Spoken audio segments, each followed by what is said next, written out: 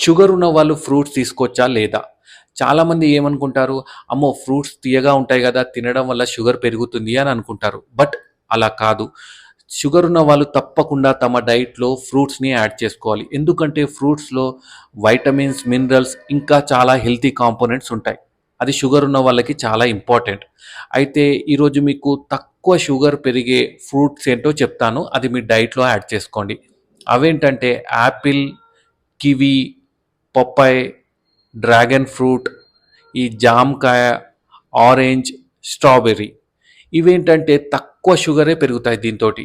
అయితే మీరు ఫ్రూట్స్ ఎలా తీసుకోవాలి అంటే డైలీ ఒక ఫ్రూట్‌ని మీ డైట్‌లో యాడ్ చేసుకోవాలి. అది కూడా ఈవినింగ్ టైమ్ స్నాక్స్ లెక్క తీసుకుంటే ఇంకా మంచిది.